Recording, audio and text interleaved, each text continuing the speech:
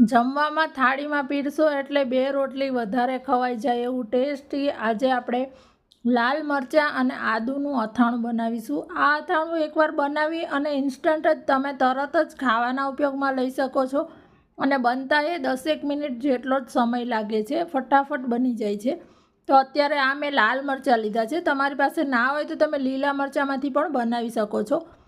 આ ફ્રેશ જે લાલ મરચાં અત્યારે સિઝન છે તો એને મેં ધોઈ અને એકદમ કોરા કરી લીધા છે પંખા નીચે, અને ત્યાર પછી એને આ રીતે કટ કરવાના છે. તો હવે એની જે બી ને નસોનો ભાગ છે એ હું કાઢી નાખું છું, અને આ રીતના કડક લાલ મરચાં હોય એ જ લેવાના છે. વધારે તીખું નથી ખાવું એટલા માટે અમે આ રીતે હું નસો કાઢીને લઉં છું. તમારે જો રેવા દેવી હોય તો તમે રેવા પણ દઈ શકો છો. હવે બધા જ મરચાં આ રીતે આપણે કટ કરી લીધા. હવે આપણે આદું છે એને પણ સરસ ધોઈ અને કોરું કરી લીધું હતું, સુકાવા દીધું હતું, ને પછી એની સ્કિન કાઢી અને આ રીતે એની સ્લાઈસ અત્યારે પહેલાં કરીએ છીએ. હવે આ રીતે સ્લાઈસ રહેવા દેવી હોય તો પણ રહેવા દઈ શકો. અત્યારે આપણે એકદમ આવી પતલી પતલી સ્ટીક જેવું કરી લઈએ છીએ. તો આ રીતે આપણે રાયતા મરચાં જ્યારે બનાવતા હોય તો એનાથી આ અથાણું થોડુંક અલગ છે.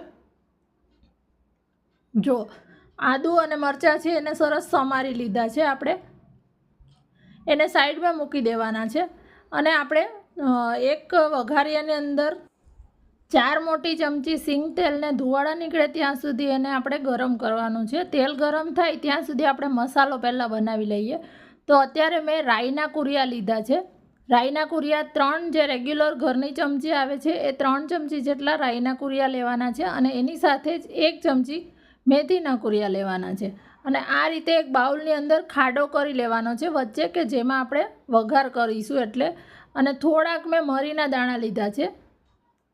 ત્યાર પછી અડધી નાની ચમચી જેટલી હિંગ લેવાની છે, અને અડધી ચમચી હળદર લેવાની છે. આમાં હિંગનું પ્રમાણ થોડુંક વધારે રાખવાનું છે.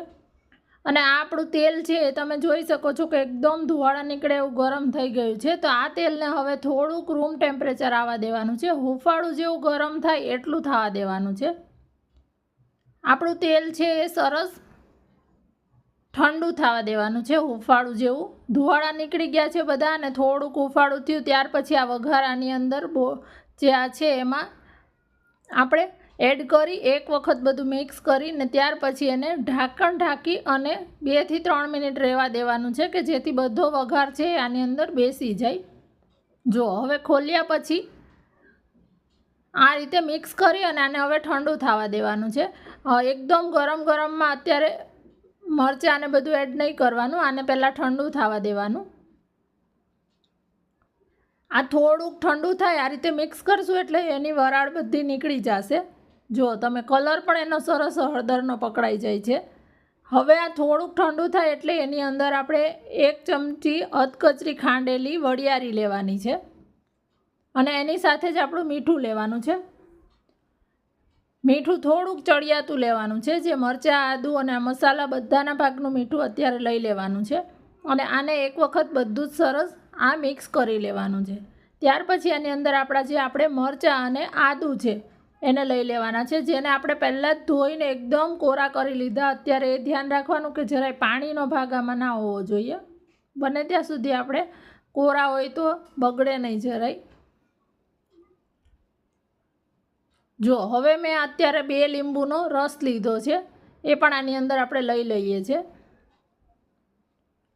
આ અથાણું તમે કોઈ પણ થાળી સાથે કે સવારે નાસ્તામાં ભાખરી, ચા ભાખરી સાથે બહુ મસ્ત લાગે છે.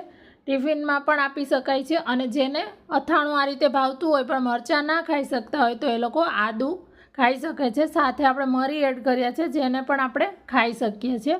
બધું સરસ મિક્સ કરવાનું છે. આ રીતે ઢાંકીને એક વખત સરસ મિક્સ કરી દેવાનું છે. અને આમાં જે મરી છે એ પણ સરસ લાગશે થોડાક દિવસ પછી અથાઈ જાય એટલે.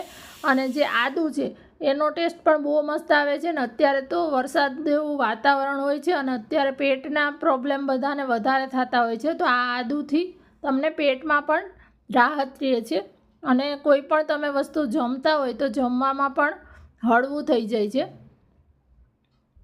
પચવામાં હળવું થઈ જાય છે. જો હવે આને આપણે સ્ટોર કરવાનું છે.